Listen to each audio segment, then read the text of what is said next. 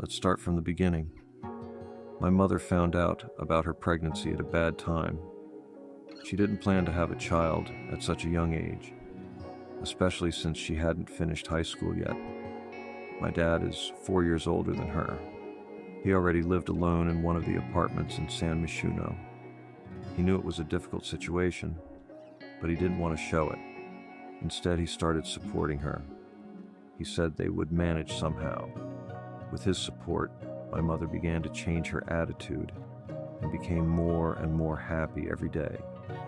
My dad is a true example of a loving partner and father. After 9 months of waiting by my parents, was finally born me, Ethan Brown. My mother was delighted with me. Every day I received a lot of care and boundless love from her. My parents spent a lot of time with me. It made me feel great. As a child, I was a cute boy. Even though my parents didn't have much money back then, they did everything to make my childhood great. I often listened to music from my father's vinyl records, dancing and telling my parents various stories that I imagined through the music. My mom always told me that she loved it when I talked to her. She kept telling me that I was a lot like my dad. As a child, I was very happy. I loved making my mother laugh. She was the first and most important woman in my life. She never let me be sad. My love for her was limitless. Despite her fear when she found out about her pregnancy, she was the best mother in the world. I always wanted to be as good as her, give others happiness and love. Looking through the eyes of little me, the world was colorful and full of happiness, thanks to the way my mother showed it to me. Every day we collected experience and memories together with my parents. Every day was different and special in its own way. Even though there was no money, even though my dad worked hard, thanks to my dad and my mom, we called ourselves a real family. Until this happened.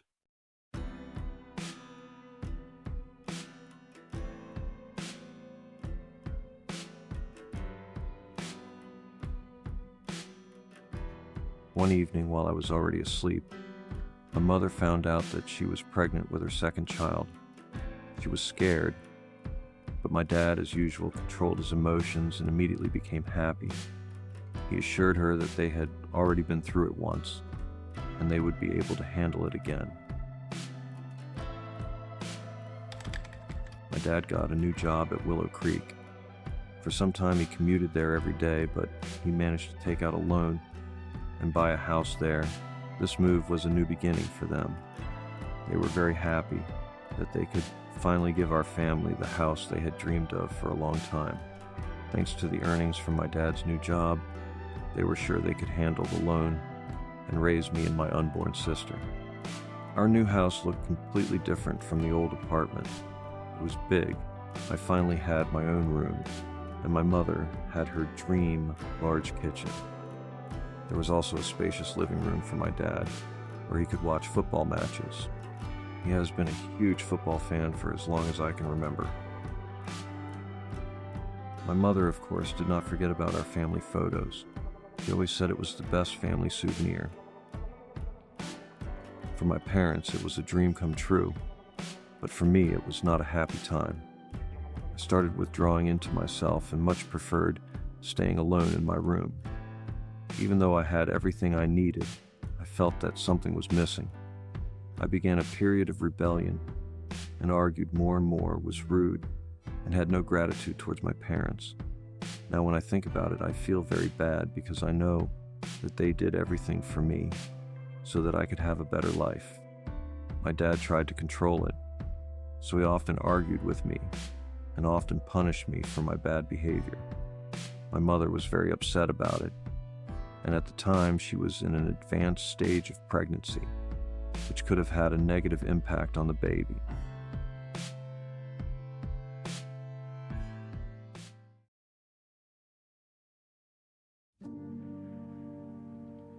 Soon my mother felt at night that this was the moment. My dad, of course, supported her as much as he could. Finally, the time came for my sister to be born. Little Mia Brown. Mia was the complete opposite of me. I felt that my parents spent more time with my sister than with me, which made me lonely and sad.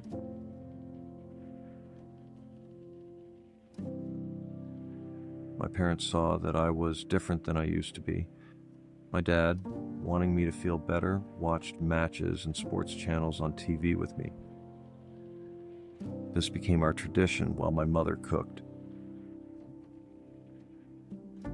Mia was very calm, but also very careful.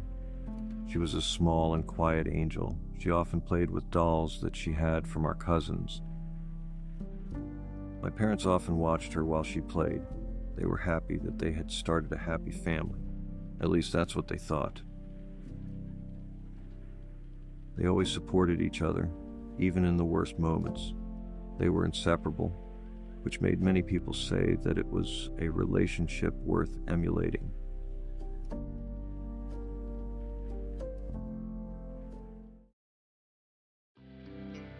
School was a nightmare for me.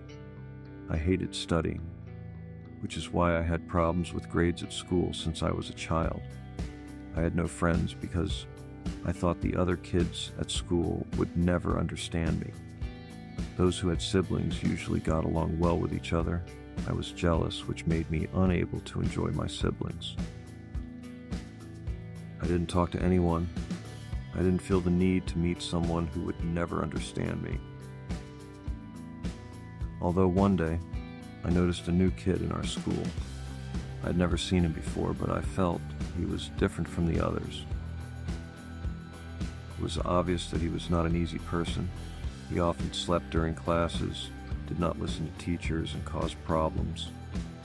I have always been an observer, and it was easy for me to judge others.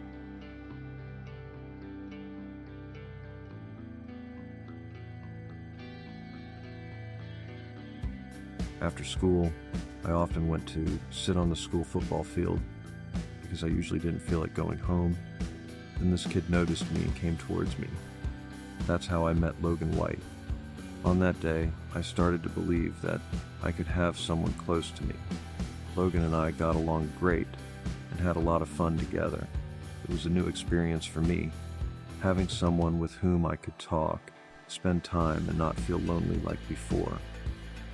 We often wrote in the chat, which made me feel accepted for who I was. After some time, Logan started visiting me at home and we could spend time together. My parents were happy that I met someone like me. This gave them great relief. Logan was nice and polite towards them, which made a positive impression on them. Months passed and we still stuck together. We were true best friends. We could sit together all day long. I was happy to have such a friend by my side. We were never bored together. We came up with lots of fun activities and always found something to do. We were children, but with great imagination. The years passed and I noticed how much I had changed. I was no longer a shy, sad, and gloomy child, but a teenager who wanted to enjoy life. I thought that my gloomy existence was over. I've changed not only inside myself, but also outside. I thought it was my new beginning. Logan and I had been through a lot, but I felt like there was still a lot ahead of us. I thought it would stay like this for the rest of our lives. But the real story of our friendship begins only now.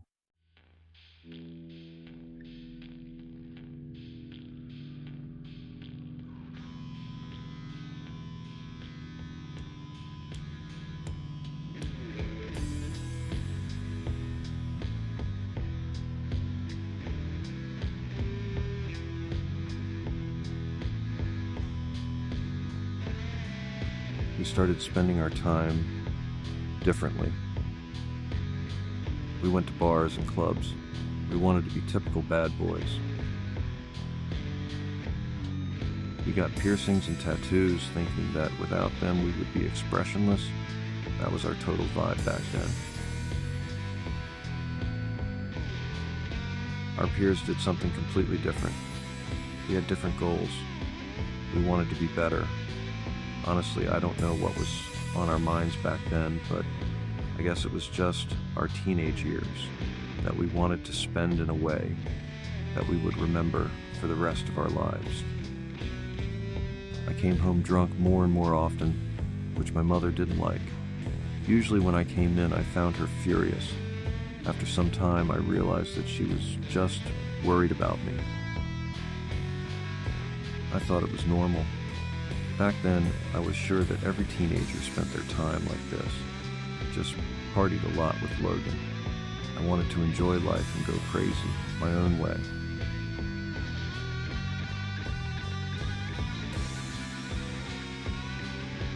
Logan and I noticed that we were starting to have success with girls. However, I still had remnants of a shy boy somewhere, so at first I didn't know how to behave. Logan had no such problems and found himself in such a situation easily.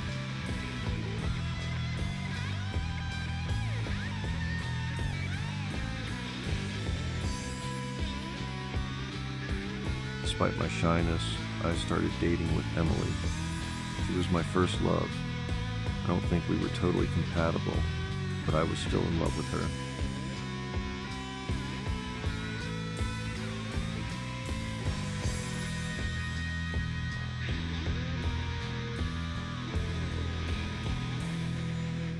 We spent a lot of time together.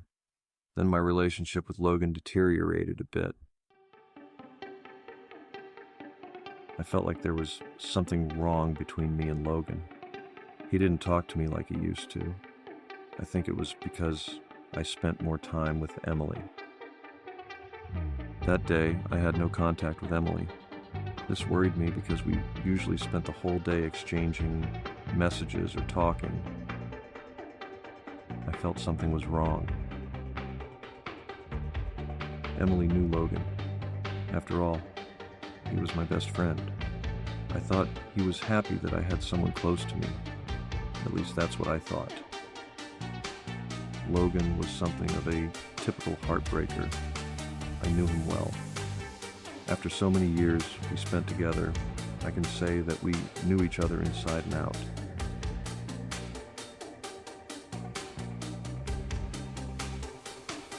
I decided to just go to her. I was afraid that something might have happened to her, and no one informed me about it. Her parents didn't know me. We only met at her place when they were gone.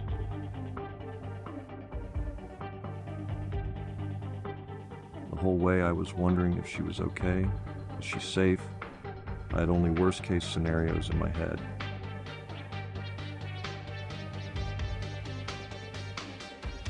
When I got there and went inside, I felt something terrible, as if someone was stabbing me in the back. Inside I found Emily and Logan. I automatically felt a surge of anger. Only a fool wouldn't know what happened there. It was then that I realized that I had considered a friend to be someone I didn't know at all. Logan made me never look at him the same way again.